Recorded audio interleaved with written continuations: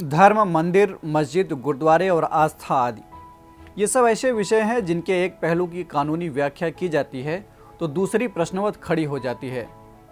अभी हाल ही में काशी शाही परिवार की बेटी महाराजा कुमारी कृष्णा प्रिया ने सर्वोच्च न्यायालय में एक याचिका दायर किया है।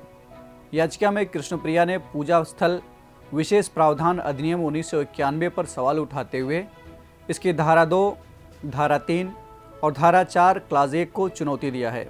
याचिकाकर्ता ने इस बारे में अदालत से हस्तक्षेप करने की गुहार लगाई है। सुप्रीम कोर्ट ने इस याचिका को स्वीकार भी कर लिया है और अब वो इन प्रावधानों की वैधता की जांच करेगा। इसके बारे में हम विस्तार से समझेंगे, लेकिन उसके पहले हम आपको ये बता देते हैं कि हम इस वीडियो में क्या क्या डिस्कस करने वाले हैं।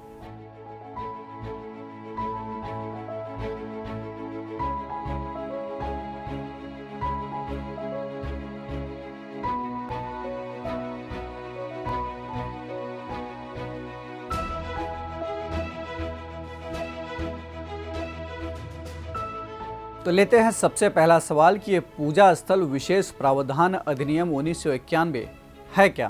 पूजा स्थल विशेष प्रावधान अधिनियम 1991 एक अधिनियम है जो 15 अगस्त 1947 तक अस्तित्व में आए हुए किसी भी धर्म के पूजा स्थल को एक आस्था से दूसरे धर्म में परिवर्तित करने और किसी स्मारक के धार्मिक आधार पर रख रखाव पर रोक लगाता है।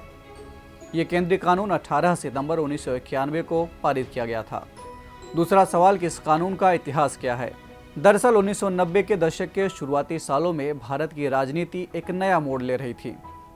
इस दौरान राजनीति पर सांप्रदायिकता का रंग और भारत के सामाजिक ताने बाने की दशा और दिशा दोनों बदल रही थी। अयोध्या मामला पूरी तरह से तूल पकड़ चुका था।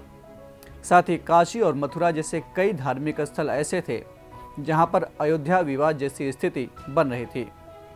इनमें बनारस का ज्ञानवापी मस्जिद विवाद और मथुरा का ईदगाह मस्जिद विवाद भी शामिल था। ऐसे में मौके की नज़ाकत को भांपते हुए केंद्र की तत्कालीन सरकार, नरसिम्हा राव की सरकार जो थी, इसने एक नया कानून लाने की योजना बनाई।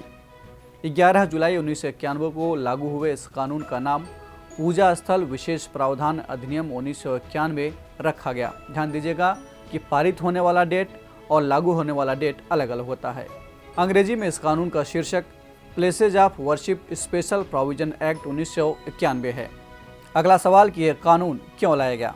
इस कानून को लाने का मकसद था कि मस्जिदों और मंदिरों के जरिए जो सांप्रदायिक विवाद उभर कर सामने आ रहे थे उन पर लगाम लगाई जा सके। हालांकि जब इस कानून को लाया गया था तब तक बाबरी विध्वंस की घटना नहीं हुई थी, लेकिन शायद केंद्र सरकार को इसका भान हो चुका था और इसीलिए एहतियातन इस कानून को लाया गया था। अगला सवाल कि इस कानून के महत्वपूर्ण प्रावधान कौन कौन से हैं।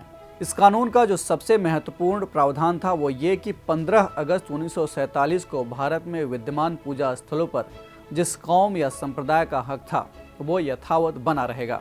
यानी इस बात से कोई फर्क नहीं पड़ेगा कि उस पूजा स्थल को किसी मंदिर या मस्जिद को तोड़कर बनाया गया था या उस पर कितने लंबे समय से किसी समुदाय विशेष का अधिकार था।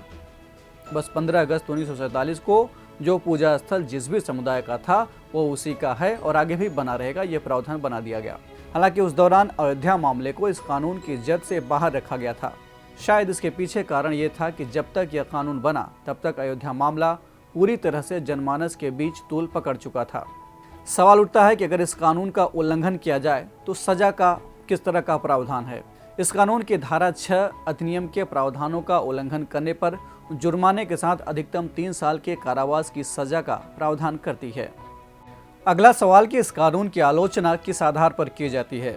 इस कानून की आलोचना इस आधार पर की जाती है कि यह न्यायिक समीक्षा पर रोक लगाता है। इसी आधार पर इस बारे में याचिका भी दायर की गई है कि न्यायिक समीक्षा संविधान की एक बुनियादी विशेषता है। साथ ही इस कानून में एक मनमाना, तर्कहीन, पूर्वव्यापी कट ऑफ तिथि तय कर दिया गया है जो हिंदू, जैन, बौद्ध और सिखों के धार्मिक अधिकारों को सीमित करता है। यहाँ ये बताना दिलचस्प होगा कि साल 2018 में एक मुस्लिम संगठन ने इस कानून का विरोध किया था।